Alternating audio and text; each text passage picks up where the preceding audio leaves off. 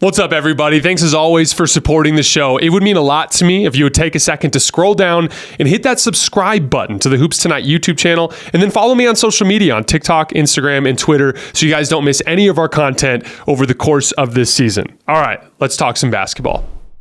All right, guys, let's get into that mailbag. Love the content, Jason. I just want to point out how incredible it is that Steph Curry has an argument of being a top 10 player ever if he's not already there, with a height of 6'2" in a game like basketball. The fact that he has done more winning with less size and weight than any other player is truly remarkable, and I think it needs to be talked about more. I totally agree. And to take it further, I think he's easily one of the 10 best players ever, and I have him as the 5th best perimeter player ever, which is crazy because both of those lists are dominated by guys, even the perimeter player lists are dominated by guys with crazy physical gifts. The guards are 6'6" with a 40-inch vertical. The wings are 6'8", 6'9", guys like LeBron are super, super strong, or like guys that are super fast. He just is the one outlier on that list. And that's kind of how I refer to other. This is the best way that I could put it. When I see other small players, I talk about Steph as the exception that proves the rule. Like, just because Steph did it didn't mean everyone else can. You know what I mean? That's how different a guy like Steph is than other guys that would frequently get lumped in with him that aren't necessarily at that level. Guys like Damian Lillard, for instance, right? Even guys who are great athletes. Like, remember when Russell Westbrook got compared to Steph a lot in that like 2015, 2016 stretch? Like, Steph just was consistently a more winning player than all of them, despite not having the tools that they had. Regarding Luka putting on weight, there's a bit of a trade-off. Yes, by adding weight, he's lost some speed and quickness. However, it's allowed him to be a much better post player where he's been able to be quite efficient and generate high-quality offense for his team. Wouldn't you agree? His best run also came last year when he was bigger than he was in the bubble. However, this time the Mavs put the right pieces around him and it led to a finals run. I don't think Luka being as slim as he was in the bubble is best for him, as he'd lose that strength advantage he has against other guards, which I believe is worth losing some speed, as he's proven even at a higher weight he can function as an adequate defender if engaged. Love the show and the content. Nice to have someone like you in the space of lots of talking heads looking for clicks. Thank you for supporting the show. I really appreciate it. So a couple things. There was a video that was going around of Luka's game winner against the Clippers in the bubble in 2020, and he looked like really thin compared to the way he looks now. Now, a couple things. I do agree that there's an advantage that comes from being bigger and stronger. That's just a fact. And I'm sure there are some situations now where Luka is able to bully some players that maybe he didn't used to be able to. However, Luka was still bullying guys back then. And I'm not saying that he needs to just go get skinny. Ideally, there's a version of this where he's in peak shape and he has the same amount of weight maybe that he has now, but it's more functional because it makes him mobile because it's muscle instead of body fat. That's what we're all talking about. And I think there's another question about Luka later on, if I remember correctly, and we'll get to it here in a minute. But that's really the thing that I think resonates with everybody when they're watching. It's not just that he's struggling on defense; it's that he's struggling on defense and he looks kind of chubby. That's where it has like a bad optic element to it. Hey, Jason, as I mentioned, great list so far, but this is another part of the ranking that's interesting. I understand the availability part with Jimmy over Kawhi, but Jimmy's availability is on the decline, as you noted, while his actual game is on the decline too. Kawhi is still a superior player in a vacuum on both ends, and his game ages better. Can you give a bit more of a basketball reason why he's over Jimmy? Splitting hairs, but I just believe Kawhi is and will continue to be a better player in a vacuum this season. Keep up the great work. I'm assuming you mean that Jimmy's over him. But it's a couple things. Jimmy has had availability issues, but nowhere near to the extent that Kawhi has. I pulled the numbers yesterday, but I want to say since going to the Heat, Jimmy's averaged, I think, 58 games played.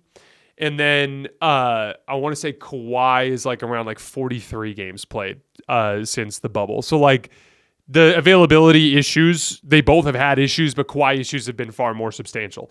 Jimmy Butler's had some playoff issues, right? He missed this playoff series this year. However, it was kind of a fluky type of injury. It wasn't like a wear and tear injury. It was a fluky type of injury. But then he's also had incidences remember in 2022 when he had a couple really bad games in the conference finals because his knee was hurt. Jimmy's always banged up and has issues, but it's just a completely different level than what Kawhi has been dealing with. I agree, for the record, that Kawhi is a much better player when he's healthy. The only reason I put Jimmy Butler over him is I just think Jimmy's more available and more reliable. But again, as we've discussed, it's splitting hairs. It's impossible to kind of account for all that properly. I kind of intended on using that 12-13 Jimmy Kawhi tier as like a gap tier, just because I view both of them as kind of outliers compared to some of the other guys on this list. Do you think Kristaps Porzingis would be a top 25 player if he could stay healthy for an entire season? He was incredibly impactful on the floor, as evident by Game 1 of the NBA Finals. That first half run in Game 1 was incredible. Just everything, the pick and pop threes, the rim protection, the beating switches at the high post. It was everything. And so I would agree. I think it's certainly possible. I mean, he definitely would have made my preliminary list if he was consistently healthy, which he just hasn't been. Maybe he'll be more lucky on that end next year, and then we'll get to have that conversation in a more serious context. Jason, I really wish you would stop saying the 2022 Celtics team was the most talented team in the league. They weren't even favored in the first round of the playoffs. They were not favored in the finals either. Marcus Smart was the third best player and had Grant Williams as a starter. Robert Williams was massively injured as well. Other than that, love the content. So it certainly wasn't by as big of a margin as it was this year, but I still think they were the best. Like, I think this year's Celtics last year I should say, were more talented than everybody in the league by a wide margin. I thought in 2022 they were the most talented in the league by a small margin. And it was kind of a similarly built top five. Like, it was a younger Al Horford as your shooting five, right? Then you had Marcus Smart and Derek White as your like two-way guys, right?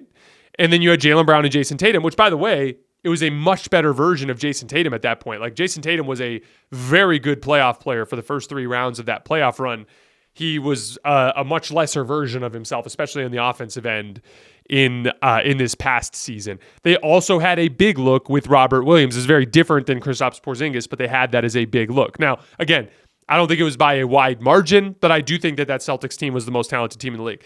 I want this to be a two-parter, though, and we can get back to this on Wednesday if you want to leave another mailbag response.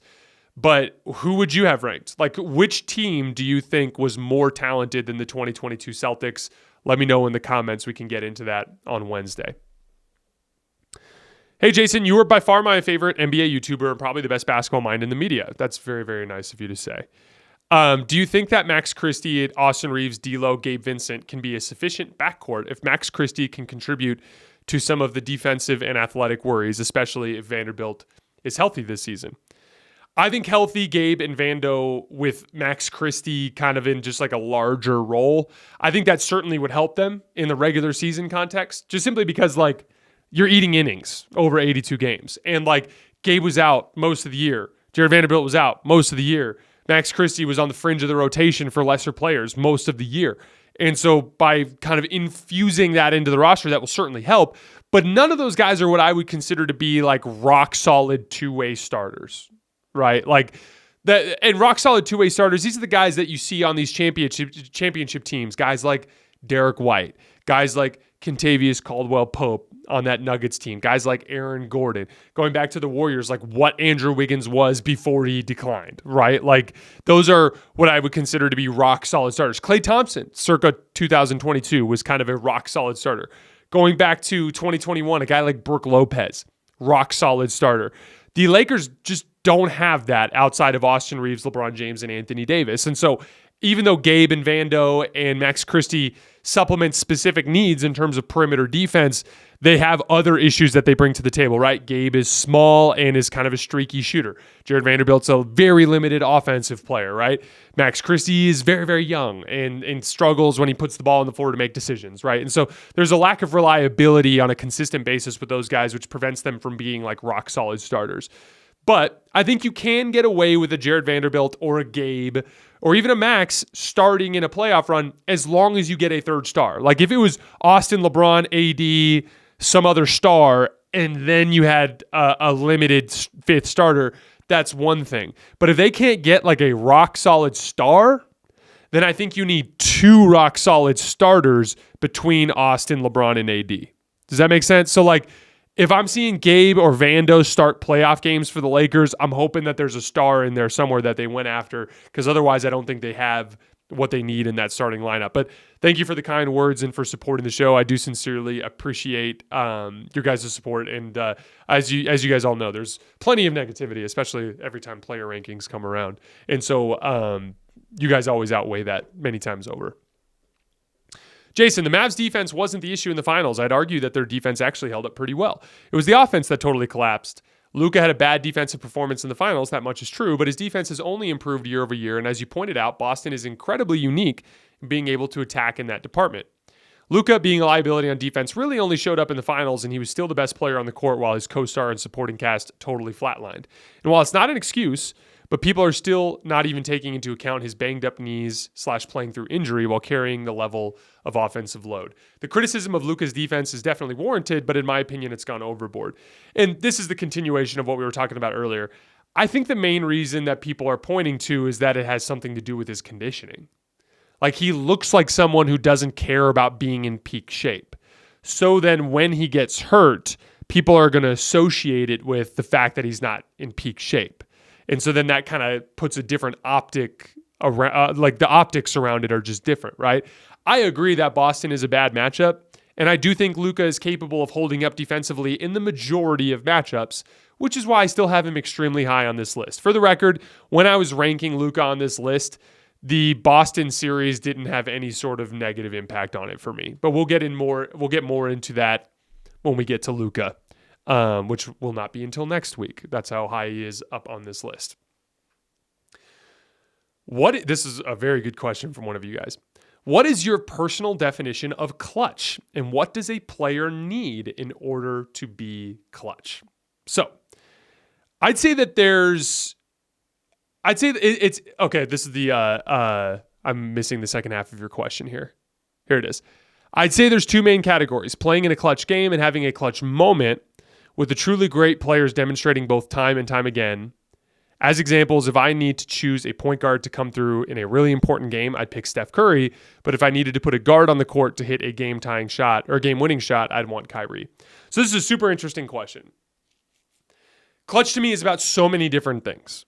Everyone wants to focus on shot making, right? Like, this is the Michael Jordan 3-2-1 at the buzzer type of shot, right? We saw Kobe Bryant was the next face of this type of thing. Kevin Durant is the face of this kind of thing now, along with guys like Kyrie Irving, right? But to me, clutch is so much more complicated than that. There's decision making with the ball, right? Not taking a tough shot if you don't have to. Making the right reads when the defense is throwing multiple defenders at a star. Not turning the basketball over. Game plan discipline. This is mainly on the defensive end of the floor. So like avoiding mistakes, like losing a shooter when you're playing off the ball. Doing the wrong thing in a coverage. Like if the coverage asks you to go over the screen and you go under the screen and the guy hits the three in a big time moment, you didn't do your job within the scheme, right? Missing a box out. Not like that was the big thing I was talking about with Joel Embiid in that game against Serbia. It's like, oh, Embiid hit these 3 straight shots, and they were huge shots. And I'm not trying to take that away. Those were huge feathers in his cap for that game. But then he would go right down to the other end and not do his job on the defensive glass. Like, that's also part of clutch basketball. Like, doing your job and not making mistakes is important, because in the large sample, you can weather mistakes, but in the small sample, mistakes can kill you. And then clutch defense. Like, remember when Giannis was like single-handedly shutting down the Suns pick and roll at the end of the 2021 finals? Or like LeBron, his ability to switch on to guards, like when he switched on to Jamal Murray in the 2020 Western Conference Finals, or when he switched on to Derrick Rose in the 2011 Eastern Conference Finals. Like, that is another element of being clutch, is if you're just a defensive weapon that can be deployed that shuts down an action at the end of games. So like, iso ball is important. There are a lot of times where you need someone to take and make tough shots. They are an important part of clutch basketball, but simplifying clutch basketball down to just iso ball is a mistake, in my opinion. I don't understand how Kawhi, who hasn't played in forever, is far ahead of Ja Morant. While prime Ja is nothing close to prime Kawhi, I think the metric for ranking should be consistent. As you said in one of your mailbag responses, availability is as important as ability. Right now, I'd pick Jaylen Brown, Devin Booker, and Jalen Brunson ahead of Kawhi. No offense. And again, the main thing for me here is Kawhi and Jimmy Butler were just kind of in like a separate tier. Like, I put them both at 12 and 13 as like deliberately as like a gap tier. But the reality is, as far as Ja goes, is Ja has had similar availability issues and never has shown anything close to the same stratosphere of playoff dominance as Kawhi Leonard did. Last question. Hey, Jason, just wondering what you think of all the discourse surrounding Steve Kerr lately. A ton of people on Twitter were trashing him during the Olympics for his lineup decisions, and that vitriol sort of started in FIBA last year. I think he did a perfectly fine job in Paris. Tatum wasn't playing well, and Steph just needed to get into a groove. Even before those last 2 games where Steph went nuclear, he was still demanding a ton of defensive attention, so his gravity had tremendous value. Do you think Kerr was deserving of the FIBA and Olympics head coaching positions, and what mistakes, if any, do you think he made? Which coach in the league other than Spo is objectively better than him? So there's a huge difference between mistakes and disagreements. Coaches have philosophies, and a lot of times they're trying to inflict those philosophies onto whatever their roster is. Now, for instance, Steve Kerr tends to solve problems with ball handling and guard play. So he went with a lot of 3-guard lineups with Team USA, despite the fact that he had an excellent core of forwards. That's not necessarily a mistake. It's just not necessarily what I would do, but that's just because Kerr's basketball philosophy is different than mine, right? And so that's the thing. Like Steve Kerr, there was multiple pathways from when the roster was built to the gold medal. There was different ways to get there, different styles, different, rotations, different offensive schemes they could have run, different defensive schemes they could have run. They could have done so many different things, right? Like we were talking before, like I was originally thinking Tatum would start. I was originally thinking like go Steph, Tatum, LeBron, KD, AD, and just switch everything, right? Like, and here's the thing. I could have coached Team USA I'm not saying I'm not qualified to coach Team USA, but if I happened to be just given that job for whatever damn reason, and I decided that was how I was going to do it, and I was going to let Embiid and Ant, just take over the bench group, just letting them cook on an island, and we ran more drop coverage with that group, and I'm not going to get into all the things, but if I built my own scheme, it would look different than what Steve Kerr did, and it's very possible that we could have still won the title. That wouldn't mean that I was right and Steve Kerr was wrong, or that Steve Kerr was right and I was wrong. Like, that's the main thing is like a lot of times we see a coach doing something and we just call it wrong or we call it mistake instead of just different philosophy. There are times where it's wrong. Like when Darvin Ham is playing Taurean Prince as the starter with the Lakers when he just simply has better basketball players available behind him and it's actively causing them to lose games as they go 3-10 over a 13-game stretch. That's different. Team USA won every damn game. And were there things the main 2 things that I disagreed with is I thought he went a little small, a few too many 3-guard lineups, and then I thought the way that he used Tatum was a problem. Because specifically with Tatum, I thought it was a confidence thing. And I thought it could have been beneficial to lean more into Tatum early and hope that he got out of it in time for the medal round games. But Steve Kerr made a different decision. He's like, Tatum doesn't have it. I'm going to use him very sparingly. I'm going to focus on these guys. And it worked. And so that's the thing. Like, I would imagine that if I was coaching a basketball team in any sort of national context, there would be a lot of people who would disagree with things that I would do. And there would be things potentially where I was wrong, where it's like, all the data says this, all the obvious eye test stuff says this, and I'm still doing this stupid ass thing. That's one thing. But there are a lot of things in basketball where it's like, you could do this or you could do this. And this scheme might work or this scheme might work. Like, remember Boston in the 2022 finals? They were like running a ton of drop coverage against Steph Curry. And there was a moment through 3 games where you're like, it's kind of working. Like, Steph's not hitting enough shots to torch it. Like, he's hitting some shots, but he's not hitting enough shots. And like, I guess the idea is you're keeping your defense out of rotation. So maybe this is working. And then game 4 happens and Steph Curry lights your drop coverage on fire and you lose the finals. And then all of a sudden it's not working. And so a lot of times we end up playing the results. Like, what if Team USA doesn't come back to win that game against Serbia? Now everyone calls Steve Kerr an idiot. And that's just kind of the reality of the job. Being the head coach of a $5+ billion franchise in America, which comes with a ton of pressure, it's not an easy job. And like, that's the thing. Like, Steve Kerr did some things that if I had been coaching the team, I would have done differently. That doesn't make him wrong. It's just his specific basketball philosophy, and he won the damn trophy, or the gold medal, I should say, which is all that matters. I think Steve Kerr is the second best coach in the league behind Eric Spoelstra. And that's the thing. Like talk to Heat fans. Talk to Heat fans. I've seen Heat fans complain about Spoelstra because they disagree with something he does with his basketball philosophy.